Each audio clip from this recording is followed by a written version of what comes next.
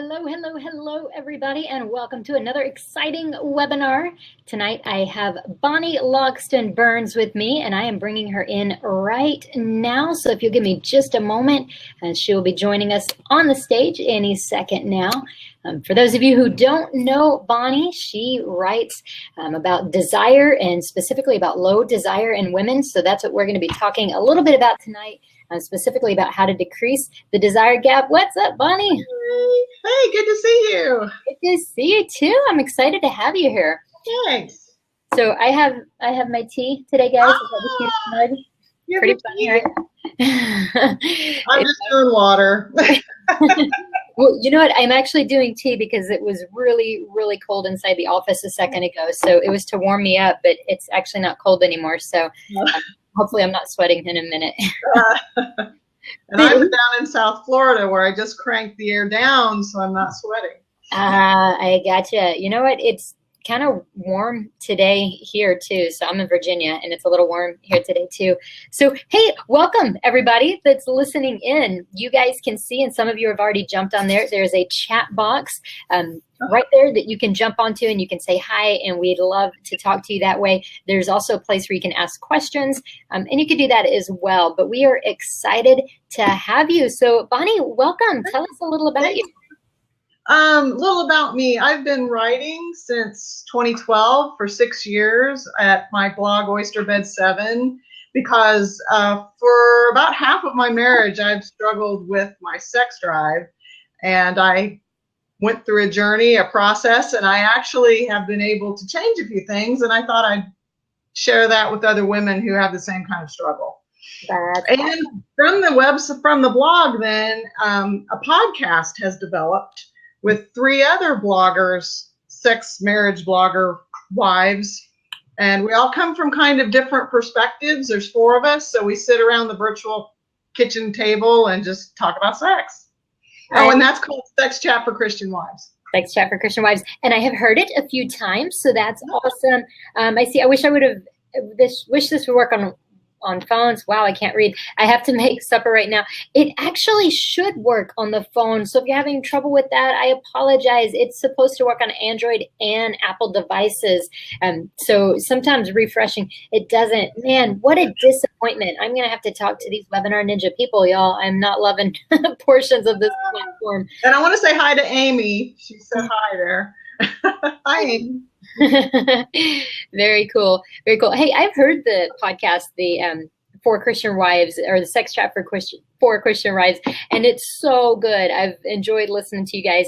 I wish I listened more frequently. I wish I had a little more time to do that, but man, you guys are fun, and it really is like sitting there just having coffee with everybody, which I think is great. So thanks. Yeah, we're hearing from a lot of ladies. They also feel like they're just sitting with us and they love the atmosphere, and I think it helps mentor them that they can maybe find a group of ladies to have some real genuine conversations with. So, yeah. And I apologize. I don't know if you can hear my dogs in the background. Mm-mm. Okay, good. No, we can't hear them. If so, just interpret for them. Hey, it's Glenise, and it's working on her Android phone. Hi, Glenise. Y'all, maybe it's an Apple issue. I hate to say it's an Apple issue because I'm like a diehard Apple person, but it might be an Apple issue if it's working fine on Android. What a bummer. What a bummer. Well, you know what? Let's jump into things because we're going to talk a little bit about the desire gap, and as much fun as it is just to chit chat with you. Yeah, right. Let's do why we're here, right? People probably actually want to hear what we're going to talk about. So let's talk about that a little. And I'm just going to go. So what I do for those of you listening is I send a form to people that are guests and ask them all kinds of questions. And one of the things that you mentioned right away is that low libido is not a permanent condition. So let's talk about that piece. Sure. And this is just from my personal experience. You know, when I first started writing, I wanted to share that I had been able to change a few things. And, you know, I've heard women through the years say, I can never change. I'll never change. Well, don't be so sure, because I did, and I think anyone can. And, you know, if we look in the Bible, there was a huge transformation in a man named Saul to Paul, you know. So I think we have some biblical examples that change is so possible, especially when we have, you know, the Holy Spirit to empower us. So yes, low libido is not permanent. Now, I also like to use my analogy that finding my low libido was finding my sexual interest was a lot like finding a job. Because when you're out there looking for a job, you don't just pray about it and then sit on the couch and do nothing. Hope the phone just rings with a random job.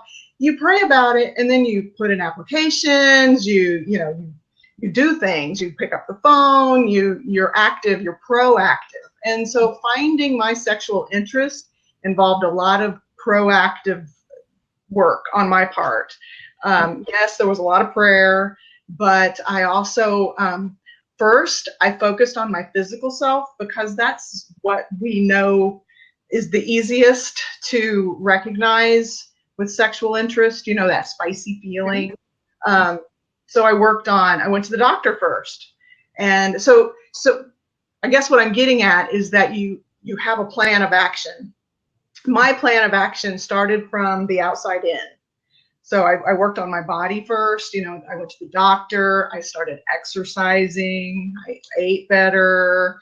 I started doing my Kegels and just all the physical things. But then as God led me down the road, I realized there were a lot of emotional and spiritual aspects to my sexual life. And that as I learned more about that, it helped just to open my eyes to understand the true meaning of sexual intimacy. And I think that understanding, although it may not have spurred my spicy physical feelings, it helped me mentally much more present. Yeah, absolutely. And that's interesting because a lot of times it is that internal side that has to change. So we can try changing some of the physical, but a lot of it has to do with our mindset and maybe even what we were taught in church or taught by parents when we were learning about sexuality. I watched a video earlier where people were describing how they learned about sex from their parents.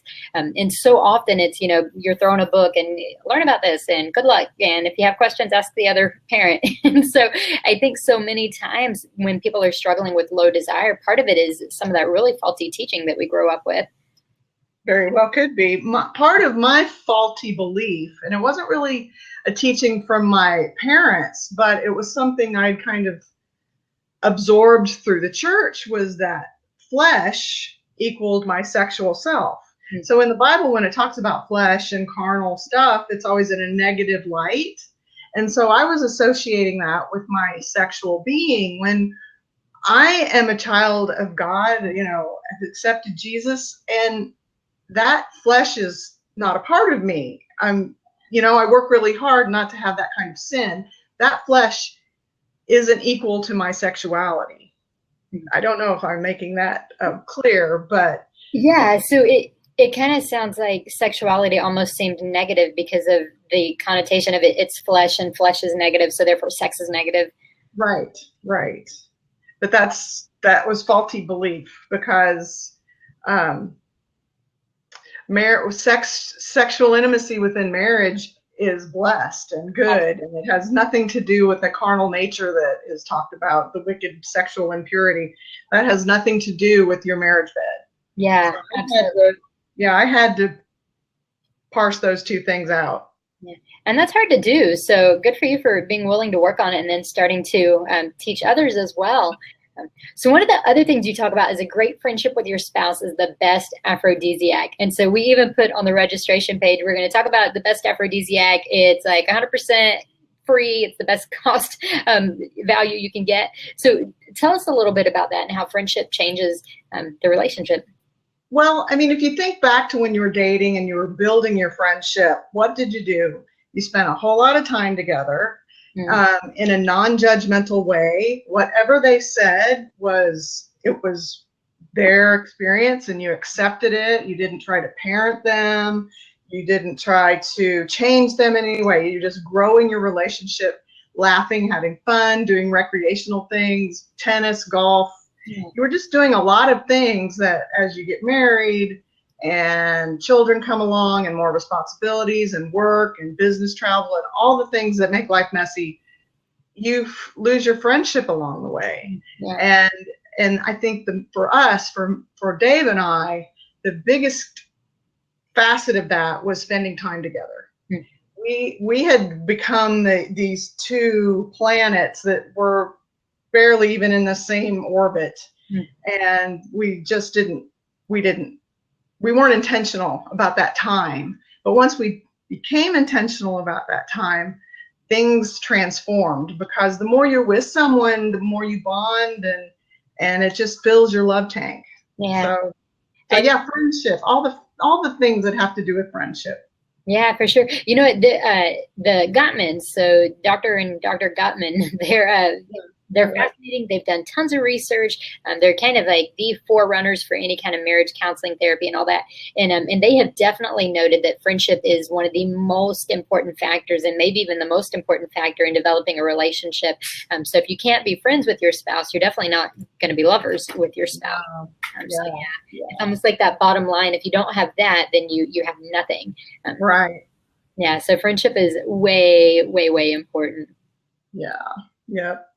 I was just thinking, yeah, and you would have conversations that weren't about the to-do list, weren't about the children. You could dream, and you could unveil your heart. And I think, as you get mired into marriage, you forget that, and being intentional about that friendship.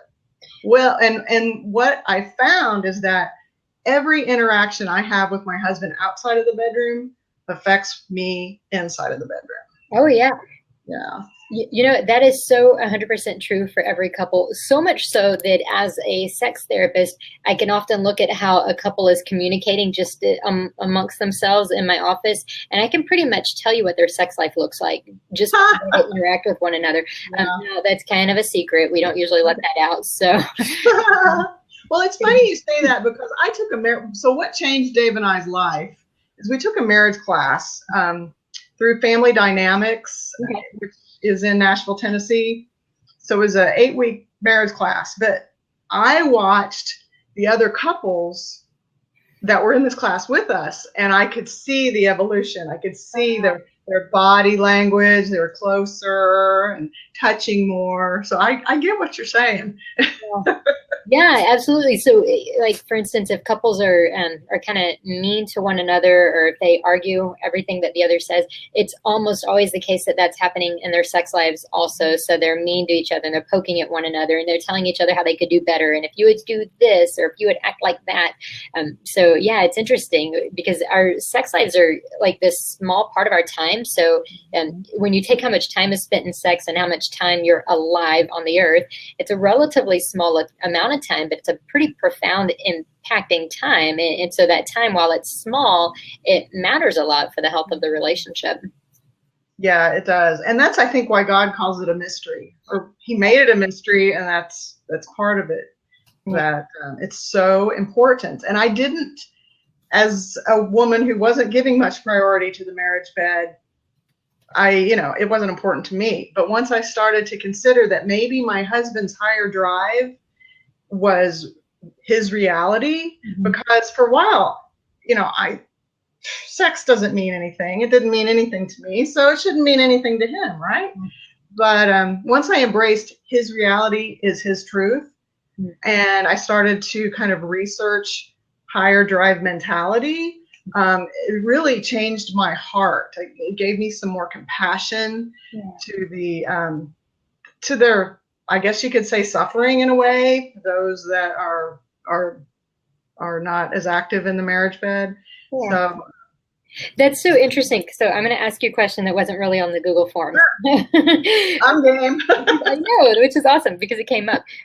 But I've heard sometimes where women will kind of say, so women that are the lower drive, if their husband is a higher drive, they'll feel almost like, well, it's really unfair to just have sex if I don't want to, just because my husband wants it. But it's actually not a bad thing. And so I encourage women, it's not a bad thing. If this is a way to give love to your spouse, you don't necessarily have to feel aroused or in the mood, and it's not manipulative. You're really just giving yourself because you love them. But would you speak to that some and what that looks like in marriage? Absolutely. So what I'll go to is sex scheduling, because this is how it happens. So because my frequency was much lower. My desired frequency, of course, was much lower than his. So we had a conversation about what would be a good happy medium.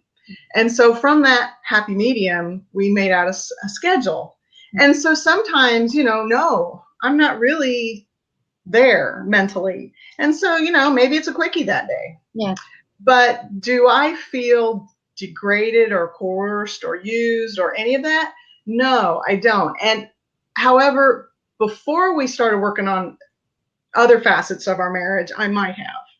But as I found that we were working on other facets, I mean, he was doing as much work as I was. Mm-hmm. I found that actually having sexual intimacy with my husband helped him to bond with me. And so in turn, for him to fill my needs as conversation, he was much more ready to talk with me or to do anything I wanted. Not to be manipulative, though. It was never a manipulative thing. But I saw that it was giving to him in a way he felt loved. But then I was also blessed in other ways as well. And then, so after that goes on for several years, I find out that sex can actually be for me. Hey, what do you know? Isn't that great? Yeah, so it's just a process, and if you start working on it, you'll get there. It just takes a lot of intention. And that key really is the not manipulation piece, because the higher drive spouse really could do the same thing too. Well, if I talk to you more, if I clean the house, or if I make sure the kids are with a babysitter, then you're going to give me some. And so the higher drive person can do that too. So I think, both people in the couple have to be careful about not doing whatever they're doing as manipulation, but really doing it just as self-giving, and because I love you and because I want to have a relationship with you. Because if we can keep it on that level, then everything that you do can really benefit the relationship. Right. And I think what helps is when the higher drive is not snarky, isn't grumpy, isn't, there are things that need to be in place for it not to feel like manipulation on either part. And it goes back to kindness and friendship. Mm-hmm. It does. Yeah, that's really good. Kindness and friendship is such a big deal. And I think sometimes we forget even just that important piece of being really kind to one another. We get used to each other oftentimes when people come in for counseling services, it's because they're not being kind to each other anymore. And so they need help with that, and they need to figure out how to get to that place again. But it's interesting when a couple is in that place, how differently they'll treat like a best friend or a cousin or a sister. Exactly. And that's really scary, because we should treat our spouse better than we treat anyone else. Exactly. So tell me, let me turn the tables. Okay. How do you help someone who they aren't kind, they're grumpy, and how do you help them begin to find kindness again? Yeah, one of the things I like to give people is I give them the task of pointing out a positive aspect of one another every single day. And typically I have them do this for 30 days. And especially if they feel like they have nothing they can say about one another, then I'll say it's okay if you repeat, a little bit. But every single day you need something that you see positive about your spouse. And if you can't think of anything, as long as they're a Christian couple, because sometimes I see people that aren't, but as long as they're a Christian couple, even if you can't think of anything, then I want you to ask God, what does he see about your spouse? And what's one positive thing he lays on your heart that you can notice in your spouse as well? Because typically what happens when we're not being kind to one another, first of all, we're self-focused. So I feel like my need isn't being met. I need to let you know that it's not being met. And so I'm going to be really clear about that. Mm-hmm. When the reality is we're not supposed to get married to get our needs met, although the hope is, of course, that happens, but we're not supposed to get married to have this selfish ambition of getting my need met. It's because I've decided to love you and love you well, and I want to commit to that, and I'm going to ask Christ to help me, but I'm going to lay down my life to love on you. And that's really what marriage should be about. Yes, exactly. That's awesome. I love that. Yeah. So the practical tip, name positive things about your spouse and do it every single day, because once you start focusing on the positive, you're going to see a lot more of that, and you'll start really valuing that person you love and married. Yeah. One of my favorite questions is what is the nicest thing your spouse has ever done for you? Or maybe the nicest thing that week or something like that. Yeah. That's such a good question too, because again, it makes you, well, it makes you focus on the positive things, but it reminds you that sometimes little things can be really nice. Like sometimes the nicest thing might be that you made coffee this morning and that was really kind of you. Um, Yes. And That reminds me, when we were going through our transformation, one thing my husband did intentionally was on Sunday mornings, we had three little boys, and I'd be trying to get them ready for church. He would make me a cup of coffee and bring it to me. that's So, sweet. yeah, I'm so happy I remembered that. And that's the thing, it doesn't have to be these big, huge events. It can be really the little things. And it's often actually the little things that help the relationship feel really warm and close and feel like friendship. It's not these big, huge events. Those are nice, but those are kind of the mountaintop experiences that we have every once in a while, not the norm of a relationship. Right. And that kindness will overflow into generosity for your low sexual interest spouse. Amen. Amen. Yeah, it facilitates more interest. Yeah. Oh, absolutely. I just read it was a meta review about female sexual response, and I wrote about it. And for women, so low libido isn't really the right term. It's kind of more like low sexual interest. Sure. Because typically women don't feel that physical desire before they engage. I mean, sometimes they might, and there are the higher drive wives, which is 25% or so, but typically there's not a big steamy, oh my gosh, let me take your clothes off kind of thing. So, but it's the sexual interest, which is the willingness to be responsive. Like, I really love you, and I know this is an important thing for you, and yes, let's do this. So yeah, absolutely. Yeah, women typically have more of a receptive desire. And actually, that's even how the body is created. So y'all don't mind me. I'm a sex therapist. I guess you get really legit with the body. So men are usually more the pursuers, and just the way the body is created. So penis and vagina. Women actually do receive the man into their body, and the man gives his body to the woman.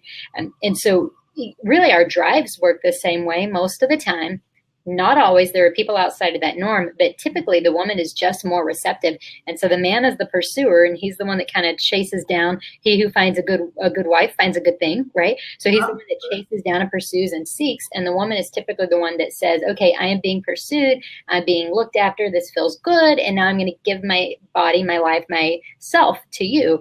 But yeah, typically women are more receptive. And even research shows that typically women, to feel sexual desire, actually have to be aroused first, where men have those things happen so quickly together. They don't see a difference between it. Desire, arousal just happens so close together.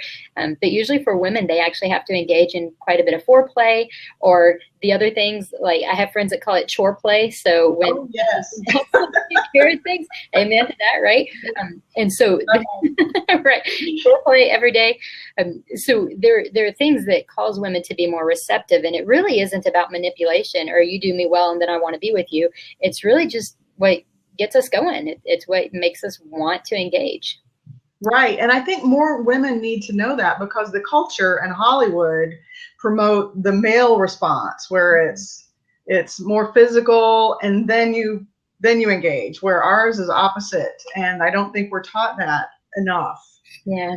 So. That's exactly right. Or when it starts to talk about how women behave, they make it look like it's so ugly and mean. I think of there was that show, what was it? Everybody Loves Raymond. And so most of the time, Deborah's like shooting him down, right? Like, and every little comment he makes, she.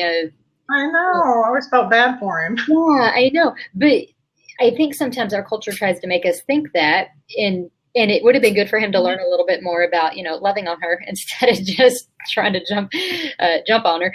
But so it would be helpful for all of us to understand that society does teach the male perspective, when really both of our perspectives are important and can be respected. And we can love each other better when we understand the different perspectives like that. Right. Yes, exactly. Hey, we're doing our part, right? Yeah, we're trying. Starting with this blog, or starting with this webinar, and even further. So one of the other big points you talked about is that a great marriage bed can be rebuilt after you've experienced marriage trouble and even crisis. Yes. Well, it can. We're a testament to that. I just wanted to say that it takes time. I have friends right now who are going through a major crisis with infidelity, and the betrayed spouse isn't turning around as quickly as the spouse who has, confessed and repented, and he thinks that she should just turn around and be fine. And no, it doesn't quite happen like that. It takes a lot of time, but it can happen. It's just going to take intentionality and building trust. Yeah. So Yeah, it's interesting because our research also shows us that if a couple has been through an affair, but they work through it and they grow through it, they actually feel more satisfaction than they've ever felt in their marriage. And so Dr. Gottman again makes the joke, but that's no reason to have an affair. And he's right.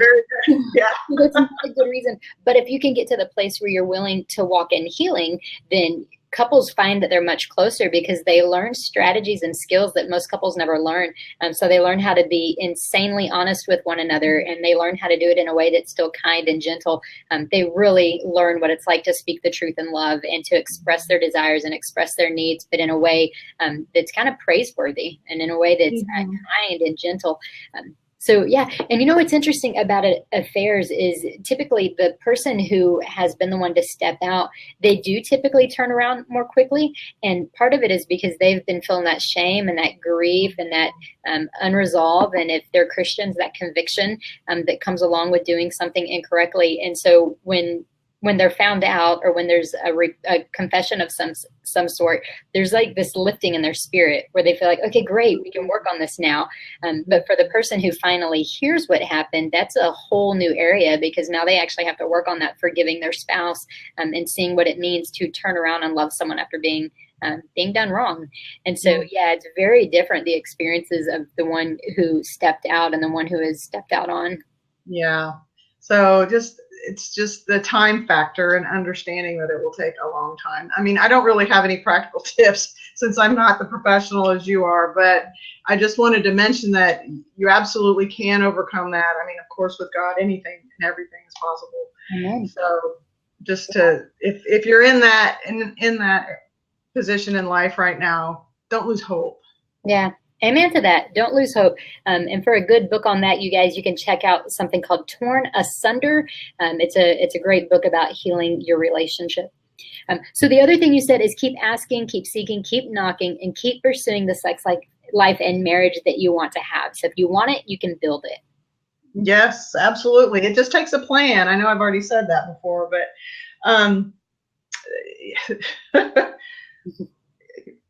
help me here. That's a good one, huh? Yeah. Okay. You're right. Well, I thought maybe you're about to tell me a tip. Well, I kind of already talked about the sex scheduling. That helps me tremendously, and I know I've talked about it a lot. I talk about it on the podcast, and I think I talk about it a lot because I do get a lot of pushback.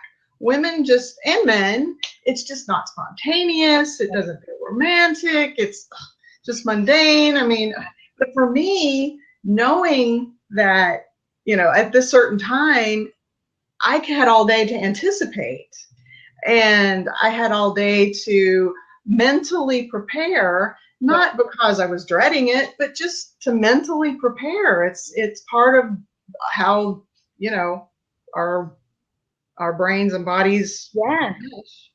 Yeah, that's 100% true. And I've heard the same thing, that people feel like, well, scheduling isn't romantic, scheduling isn't spontaneous, and if you have to schedule it, how important is it really? Like, that's what I've heard. But the truth is, we schedule the things that are important to us. So like, we scheduled this webinar, for instance. You and I have a time that we're going to go online and talk about this. All of you that are attending, you scheduled it as well, and you made sure you came to it because it's important to you. It's the same thing for work, right? We schedule the time we come in, we schedule the time we leave, or our boss does for us. And so we schedule the things that are important.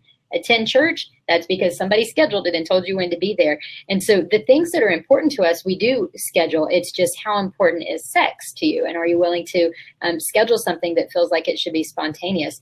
And really, guys, scheduling doesn't mean it can't be spontaneous, because if you've decided Friday evening is the night that you're going to have sex, that doesn't mean you've decided what room you're going to use, where you're going to go. You might decide to get a hotel just for fun. That's not necessarily the time that you maybe not chosen a time, and you've probably not chosen how you're going to initiate with one another. So you can still have quite a bit of spontaneity, even if it's within this is the time that we're going to schedule. Well, that's called planned spontaneity. Yes. Absolutely. And I operate like that. Yeah. Even like, if we go on vacation, I kind of know what we're going to do every day, but it's still spontaneous a bit. Planned, fine. And going back to the non-romantic notion of sex scheduling, I think as you're married longer and longer, romance really takes on a different tone. Romance becomes different. It's not the flowers and diamonds and jet trips to Paris and that kind of thing. Romance becomes intentional care of each other. And I can tell you, when the kids were little and the gastrointestinal flu virus went through our household, the most romantic thing my husband did, he cleaned the vomit off the sheets. Oh, that's nice. I'm telling you, that sounds so disgusting, but that just touched my heart. So, romance takes on a different tone. It's more about care than the big grand gestures. Yeah. And to schedule sexual intimacy with your high drive spouse is the ultimate in care for them. Yeah. So really romantic for them, and you can make it special for you. I mean, if you like to wear lingerie, go out and buy a new, like you said, do something different. Yeah. Hotel, lingerie, lipstick color, whatever. Yeah, something just to shake it up a little. Make the favorite, dinner first. There are all kinds of things you can do to show I was thinking about you. So Cynthia says scheduling hasn't worked for us. Maybe you can tell us a little bit why, like if someone's backing out or what's happening during that time. Typically, people or couples that schedule sex have sex far more often than couples that don't. So that's something to keep in mind. Well, and what we learned was that we were committed. Unless if I was on my period, or if, one of us had a fever, or, it had to be a real major reason to back out. Not just if it was a little, I'm just kind of achy. It was really committed to happening. Yeah. So it's like you make it sacred, right? So if something is sacred to us, things don't stand in the way of it. Things don't interfere with it. Things don't trump it very often. Mm-hmm. So that's the main priority or the most important thing to you. So it's kind of like you have to set it apart, make sure that it is valued, and that you guys both kind of plan for it and think about how you want to handle that in advance. So yeah, I've known lots of couples who find if they schedule, then they make time for it, and that's about the only way they can. But in the beginning, when you very first start, you really do have to have that committed mindset. It's not just maybe. It's no, we're going to do this. Yeah. And another thing is sometimes every week's a little different. So maybe on Sunday you need to sit down and look at your calendar and decide that, ball games and everything. Well, maybe Wednesday afternoon, or maybe you come home at lunch, or maybe you get up earlier. It doesn't always have to be in the evening or on the weekend. Right. Exactly. I agree. So Tammy says, my hubby always assumes that scheduling and me tracking it means I'm dreading it. So let's talk about some ways to show your spouse that that's not the case. And I would think, one of the ways to do that is even maybe sending a little text, a flirty text, the eggplant. Everybody knows the eggplant emoji does not mean eggplant, right? So you can send little emojis or something. My husband and I use Bitmoji actually on our phone. So you create videos. Create the little emoji that looks like you with Bitmoji, and then some of it has like little flirty stuff. It says, like, I think there's one that's on a bed and it says send pics. So I mean, there are little things you can do to let one another. You're actually looking forward to that time, that it's not just something that you're dreading, but that you've prioritized it and that you want it to be a fun and good event for you. Right. And maybe, I don't know how you're approaching the evening. Maybe, you need to smile more, or just approach him more lighthearted. Yeah. I agree. Little jokes between one another. silly little text, all that stuff can help, little phone calls. So yeah, there are all kinds of things you can do to let your spouse know that you really are interested. And if your spouse still is not feeling like you're interested, even when that happens, I would say ask him a little bit about that. See if there's something he's seeing or something he's afraid of that makes him feel like you're not as interested as you are. Because it may not be you, it may be your spouse that needs a little bit, I don't know, a little bit of care in that area. That's true. I hadn't thought of that. Yeah. And then Cynthia. You're the professional. I went to law school to be able to think of that. So, so Cynthia says that her hubby's in the military, so exhausted when he gets home. All the chores when he gets home, they're on a farmstead, so it's just hard for romancing, even on the weekends. Guys, I have given really weird suggestions to people just to clear up their schedule. Like I remember telling one couple that they need to get a dog sitter to come over because when they would get home after work, they'd have to take the dog out, they'd take it for a walk, and they'd bring it back home and they'd feed it. And I was like, that's an hour of your time. If you get a dog sitter, boom, I'm like one night a week, you've just freed up an entire hour. I have actually suggested people not come to a counseling session because I'm like, guys, if you really don't have time, then you were going to be with me on Tuesday at 4, making that up. Don't have a client at that time, guys. You were going to be with me at Tuesday at 4. How about Tuesday at 4 is your time and you guys spend that time just together. So I would say figure out what can you get rid of that is, maybe you can't get rid of it, like not do it, but you can have somebody else come in and do whatever that task is. You can start delegating some of the chores at home. You can have a house cleaner come in once every other week, and then boom, you just gave yourself extra time. So it's worth it a lot of the times to have somebody do these tasks for you so that you have more freedom and more space in your life. And that reminds me, if you have Amazon Prime, you can order a lot of things. You don't have to shop. Yeah. Grocery stores now have the delivery service or even the shopping service, and you go through the line and pick it up. Mm-hmm. There's a lot of different ways now that you can save time, especially if you're both working. Yeah. Yeah, that's true. Yeah, those are good ideas. And it kind of just takes thinking outside of the box a little. So look at what are the tasks that are taking me the most time. And guys, I hate dishes in the sink. Like it drives me nuts.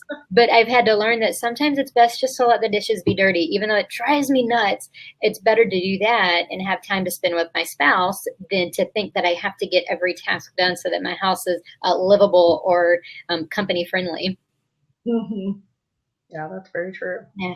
That and turning off the TV sometimes, guys. That's one of the other suggestions I give to couples often. Turn them off. Mm-hmm. Yeah, there's 2 of them. So I tell people, look at how much time you're actually spending in front of the TV when you get home.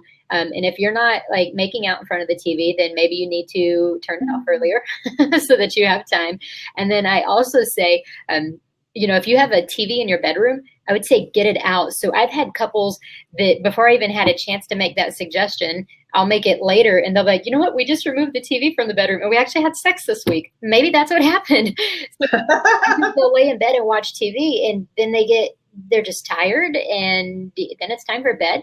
So one of the simple ways to do that is to make sure you're getting things out of the way that are distracting you and taking that time. Mm-hmm. And maybe even, decluttering your bedroom. That's a really good one. Might help you feel less stressed. Yeah, that's a huge one because if your bedroom doesn't speak romance to you, then it's really easy to feel like there are tasks to do instead of being with your spouse. And then sex can feel like a task too. And so instead of being fully present, your mind can be going on everything you need to do. And that becomes just a checkbox. And we definitely don't want to do that. Mm-mm. Yeah. One thing that, I hope this isn't TMI, but my husband used to do a lot of business travel and he would have to catch the 5 a.m. flight and he'd be gone for, 3 or 4 nights. So I would get up at 4 in the morning and have some romance in the shower. But then we had coffee before he would leave. And so it was a really nice morning. But yeah, I sacrificed a few hours of sleep, but it was worth it. Yeah, and I think that's part of what we have to remember is that when we're making these little sacrifices to spend time with one another, it's going to benefit you. And most people, like at the end of their days, aren't going to think, man, I wish I'd done the dishes every night like I wanted to. Like those aren't the things that become as important. And so we start realizing that we don't actually need some of the things done that we think we need done. And the truth is, guys, there's always so much to do that every one of us will die thinking of more things we could have done. That's just reality because our world is full of tasks and things that can take up our time. So to find that time in community and relationship with your spouse is so incredibly important. Yeah, and we have simplified our life a whole lot. Um, I don't, I'm not as involved. I love church. I used to be the church lady, involved in everything there was, but I scaled that back. My kids even said, "Mom, you're gone too much." Hmm. So I've really simplified my life, and I used to feel guilty I wasn't doing enough, but I realized that serving my family is really my mission field. Yeah. And I'm not guilty. I don't feel guilty about it anymore. Yeah. But just simplifying your life and not over scheduling, over taking on too much responsibility. Yeah, absolutely. I've also been guilty of telling people to skip church if that means that's the only time they're going to have. Because you know what? God loves you and He wants you to love your marriage and He wants you to love your spouse. And so it's okay if you guys decide to miss every once in a while. And I wouldn't say that's the thing you get rid of and just Right. But it's not the first thing to cross off. right. But every once in a while, it may be the only way that you have time. I've told couples also if the kids are the problem and they're having a hard time finding babysitters, then maybe you drop them off at their little youth service and you spend time together as a couple. So they're safe. I have told people that too. Or they have like the children's church, like the nursery care. I'm like they give you a little pager. If your kid is in trouble, so it's okay. Like as long as you're within range, you'll be fine. Drive the van that day. That's right. See location, location, location. Right. If the vans are rocking. Yeah, we know the saying. So one of the other things you said on this form that I sent is that a mismatched marriage can become a more matched marriage. And I think the wording is important. So I'm going to ask you to talk about that a little. But that a wife with low sexual interest can find her way to becoming a more sensual and sexual lady, but it works in tandem with developing the friendship and the communication. We talked about that piece. But talk a little bit. That was a big paragraph. So let's start with the mismatched to more matched and what that looks like. Okay, well, I'm going to incorporate the sensual, sexual lady in there too, because that's it all works together. So when I started my journey, and if you've listened to the podcast, any of you, you'll know this, but when I started my reclamation journey, I started to take dancing lessons because I hate to sweat, and dance was a form of exercise that I knew I enjoyed. And I tried everything with exercise too. I did kickboxing, I joined the gym, I did yoga, Pilates, I did it all. But dancing was what I knew I could stick with. So, but dancing also, it's kind of an inward focus because you're thinking about where your hands are placed, where your feet are. You don't want to trip over yourself. It's a sensual, you're thinking about the inside of your body, which I then took into the bedroom because then that helped me. So I know some women use fantasy, if they're having trouble with orgasm. But when you're only focused on your body sensation, your mind can't go in those places. Yeah. So that was how I incorporated sensuality. Now, other people use their five senses, like, light a candle. If you do like wine, have just a glass of wine and enjoy that sensation and the taste. And then there's hearing, listen to music and dance. Yeah. But just incorporate your five senses to find your sensual woman. Sensual and sexual can be the same, but they also are two different things. Sure. So as I became more in tune with my body, which for a long time I was just kind of like this head on top of this figure, but once I was separated, my brain wasn't connected to the rest of me, or I just didn't pay attention is what it was. But as you pay more attention to your body, that helped me with my sexual interest. Yeah. I know it seems like a really little thing, but it did help. But that's huge, though, to incorporate the five senses like that. That's a great idea. For the men listening, this is something actually interesting. Women have stronger olfactory senses, which means their nose. So a man can actually feel like something doesn't really smell like anything, where a woman can actually sense the scent more fully. So it's really important, men, that you smell good, that the room smells good, because women are far more bothered by this, and it's actually a scientific difference between us. So it's not, so if your wife is ever like, oh, you kind of smell bad, like, she's not being mean. It's just like, it's true. Like she's more aware of that. Yeah, Interesting, right? Yeah, those five senses are important. And I found that at certain times of the month, I had a more keen sense of smell too. As I've gone through the change, my sense of smell isn't quite as keen as it was, but it's still very important. And I do love candles and that kind of thing. I totally believe that's true, because the higher progesterone, I think, is what does it, because women that are pregnant seem to have that heightened sense of smell, but then around certain times in your monthly cycle, you may find that it happens too. So it would be those changes. Yeah. And I also read that if you combine a couple of different scents, I think it was bergamot and something else, it mimics a pheromone. Oh, okay. You know, I haven't really researched that, but a sexual pheromone to kind of help with your sexual interest. Yeah, there are definitely certain like essential oils. I don't know if you'd written about that on your site. Gay, Calm, Healthy, Sexy has. Yeah, okay. So there are definitely like some essential oils that can do that. Hey, if you guys use essential oils now, I only know about the Young Living brand. I will admit that, because that's the ones I've used. But if you use cypress with ylang ylang, let me just tell you, it's going to be really doing some great things for you. Put it on the inner thighs. It can, for women, it's really helpful. So it can help you both enjoy sex more. Well, the ylang ylang is one of the, like, there were 5 scents that are sexually stimulating, and the bergamot and the ylang ylang, and there's like 3 others I can't remember. Yeah, there's a few. I'd have to research it again, because it's been a little while. I've actually thought about talking about that more, so maybe this will inspire me to get. I wrote a post on scents. It wasn't necessarily essential oils, but it was different scents, and how your olfactory triggers some sexual feeling. It's true. It's such a big deal. So we have a question down here. I'm gonna read it off to you, because I don't know if you can see it on your end. Oh gosh, we have a few questions. Sorry guys, I didn't see these right away, but we have 3 of them, so we'll try to catch them all here in the next several minutes. So Catherine says, since I had my first and only baby in 2016, I've been struggling majorly with sex drive.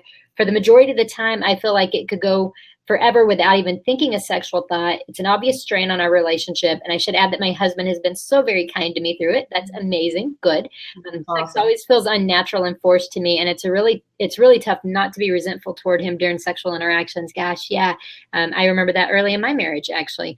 So I love him and I want to help him in this area of life, which is why I'm here. But it's really hard to, with both my body and my mind, not being interested in sex. So it feels like he's selfish, though I know in my head he isn't. Any advice on this?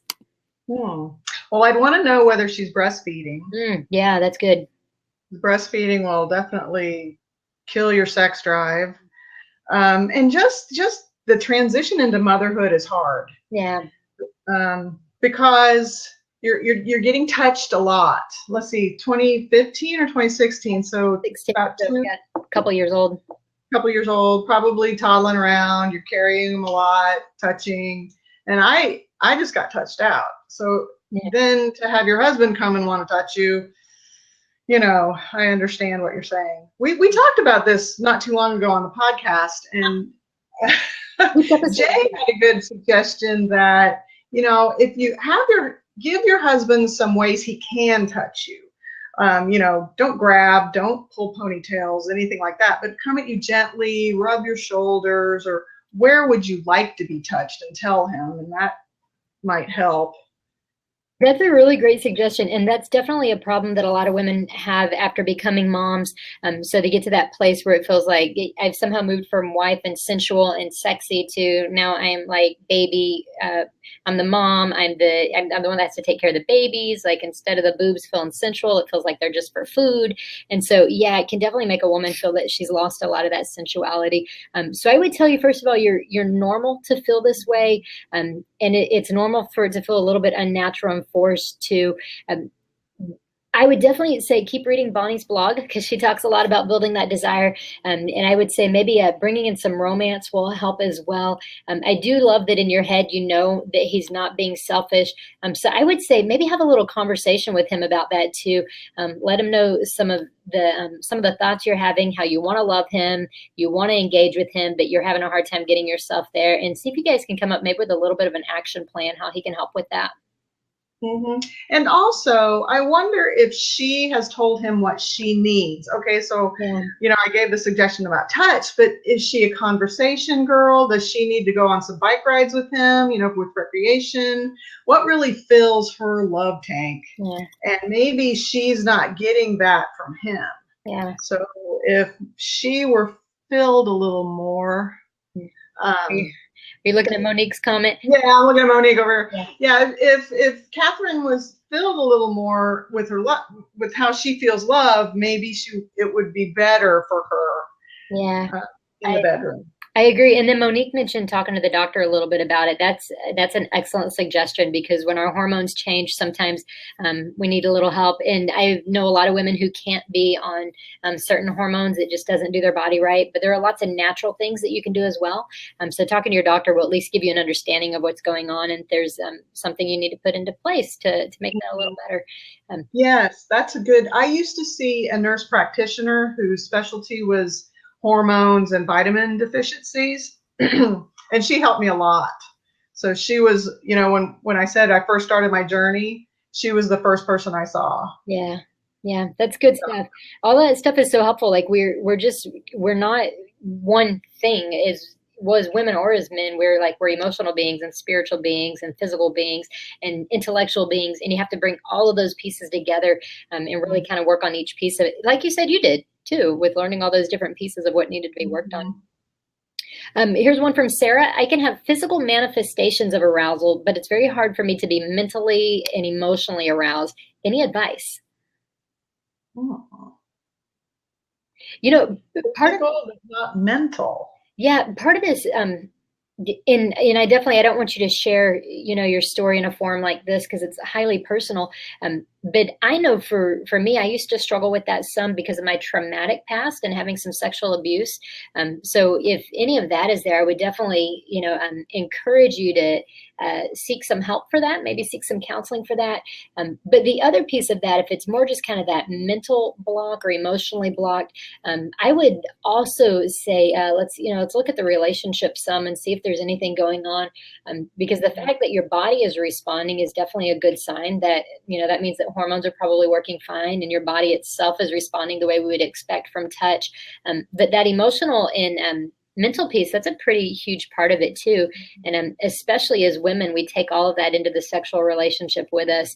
And so because our minds function the way they do, our thoughts go across like this, our physical bodies will never stand on their own. There's always going to be that piece of, am I emotionally connected to you? So I would kind of like we were just saying for Catherine, you want to talk to your husband some and see, are there needs that aren't being met that you might be able to ask him for, places where he can fill some of that void that you're feeling. Would you add anything to that, Bonnie? No, I don't have. No, I'm deal more with the other aspect. No physical, but Yeah. the building with the emotions. So Yeah, it's kind of that friendship piece too. So if it's feeling like for some reason I'm not getting there mentally or emotionally, first of all, please know that we women, we have so many thoughts at one time. And if you put us in brain scans, more of our brain fires when we're rest and relaxed than for men. So men have just a tiny part of their brain that fires when they're rest and relaxed. So during sex, it's a lot easier for men to be like, here I am, I'm having sex, and this is all I think about. Where for women, it's not uncommon even to be enjoying the experience or feeling aroused and think about like, oh yeah, I was supposed to call my mom the other day and I forgot. Gosh, I got to do that later. Oh, I got to get dinner cooked. Or man, I forgot to buy milk today. What are we going to do tomorrow for breakfast? Like it's just how women work. And so it's normal for our brains not to want to get there. And part of it is retraining yourself to be very present in the moment. So like you said, noticing how the body feels, but beyond that, if it's the emotional, mental connection that's harder, is to think on your spouse. What has he done today that's impressed you? Or what is something about his body that you really enjoy looking at? Or what is something he's done that's just been a blessing to you spiritually? And guys, please know that you can pray during sex. It's 100% okay. So if you're not connecting, I would say even, ask God to just take over that moment and say, Lord, help me to be emotionally connected to my spouse. Thank you for the physical that I can feel, but help me with this emotional and intellectual. I want to be connected, because God does that, and he can do that in the moment too. You don't have to be at church for God to change your life. exactly. And that might be something she wants to pray on every day too. How can she become more connected with him? But yeah, the friendship piece. And also going back to something not necessarily towards this question, but you said about women's minds.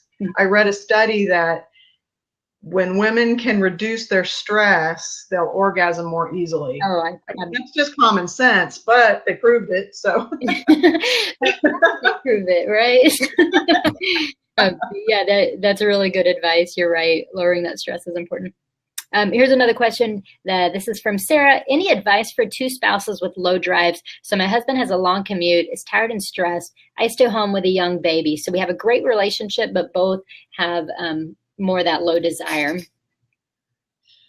Well, I mean, as long as you can connect occasionally and you're not a sexless marriage. What's a sexless marriage is like? They say less than 12 times a year, so it's less than no, it's less than 6 times a year. So every other month, less than 6 times a year is considered. Yeah, I mean, I would strive for once a week. Yeah. But if you're both, I mean, as the professional, if they're both okay with that. Yeah. I would say, just a disclaimer, guys, about low drives. Sometimes I think the media or the world makes us believe that we're supposed to want sex a certain amount of times. And so if you're both in the place of believing where we should want sex daily, or we should want sex 3 or 4 times a week, but we only want it once a week, that actually might be pretty normal. So kind of the average amount of time that couples have sex is once to twice a week. Now, I don't know why once to twice is the average, because you would think it's one or the other, but the average is once to twice a week. But that includes everybody who's a newlywed and having sex really often, and includes all the people that are trying to get pregnant and having sex often to try to have kids. And it includes people like military spouses, where maybe they don't see each other all the time. So you have this wide range. And all of us are within this wide range of either having sex really often or not having sex as frequently. And so part of this is you guys as a couple have to determine, how do we make sure we are connecting sexually, because that's important to us. And then when we look at our drive and our busy schedules, what's kind of reality for us, and what can we make be our amount of time of being together, because it may not actually need to be as often as you think. Mm-hmm. Agreed. Doesn't sound like they're a mismatch. No, I mean, it doesn't sound like a mismatch at all. It sounds maybe like maybe a little bit of fear, or a little bit of wondering, is this okay for us to be in this place? And sometimes couples are completely, neither one of them want to have sex. And I don't think that's good, because I really do believe that God uses sexual intimacy as a way to unite us and help us become one flesh. And so I think it's a good thing to engage in sexuality. But I also think it's okay if it's once a week, or maybe it's every other week for you, because that's what time you have.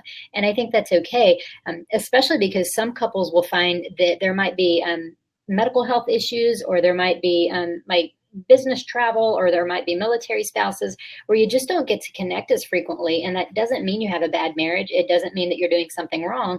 It's just the reality of where you're at. So my encouragement would be like for couples to find that time together, but not to beat yourself up if you're not having sex as frequently as you think you should, if you're both pretty happy with that. Mm-hmm. Now, Bonnie, you wrote an incredible book that you're sharing with everybody. Oh, yes. Everybody today gets a free copy, and Jessica will send you the link if you haven't already. But yeah, I wrote I took a year of blogging, and it was the 52-week sex drive transformation. And I found a study in 2012 that said if you incorporate positive verbs into your language, you can actually have a physical response. Nice. So yeah, so the book's based upon scripture. It's not a Bible study, but it's based upon scripture, my thoughts, things I thought about and went through as I was trying to turn things around. And so it includes a scripture to pray on. So it's a thought per week. So there's not really a whole lot of reading. It's more homework on your part, because there's a scripture to pray over, and then there's like a positive affirmation. And I hate to use that word because I think it's Stuart Smalley. Yeah. I don't know if you remember that SNL thing, but anyways. No, I just didn't do that one. No, okay, before your time. But I'm a little older than she is. Oh, yeah. Anyways, it's a positive affirmation about building your sex drive, and that you are a sexual being, and it's okay. God really approves of sexual intimacy, but it's it's really a work from my heart. And I've had some women write me and tell me that it has helped them. Oh, So, awesome. so yeah, and if just one woman has helped, that's great. But it's my gift to you all, and I hope you enjoy it. And if you do, I'd love to hear from you. That's exciting. So, guys, you heard that. Send an email back. Let Bonnie know how you like that book, because I do know you told me that this is a link that really is only available to the people watching right now. Like, this is not something that that you get later. Like, it's not on the website. Like, this is really just for you guys. So, Bonnie, that's awesome. Thank you for that free gift. That's so cool. Happy to. Yeah. So appreciative of you having me on. Oh, you're so welcome. And I'm really excited that I get to read the book too. So that's so cool. Very cool. Somebody you work with. Yeah, absolutely. Yeah, so we'll talk more about that. How if you're wanting to give that book away to everybody I know or not. So we'll talk more about that. Okay. Hey guys, we're so glad that y'all joined us today. Here it is, already 7 o'clock. The time just flew by. Bonnie, thank you so much. This has been so much fun. For me too. Thank you so much. And yeah, just schedule some sex. Yeah, amen. Hey, that's true. I always ask people to give a quick encouragement at the end, and I forgot to this time because we talked like right up to the end here. But schedule sex. That's the encouragement from. And low sex drive doesn't mean that it's permanent. You can do something about it. Amen to that. So start by reading that book, guys. When I close this off, Bonnie, it closes you off as well. Okay. So goodbye to everybody. Thanks so much for being Bye-bye. Thanks. You're welcome. I'm going to send you the link, and just real quickly tell us where everybody can find you if they don't already know. Oh, I'm at www.oysterbed7, number 7, oysterbed7.com. Awesome. Okay, so you heard it. You heard it right here, guys. you heard it here first, guys. Thanks so much for attending. You'll get the replay within a couple of hours, and it'll be on YouTube soon. So bye, guys. Bless you all. Bye-bye. Thank you.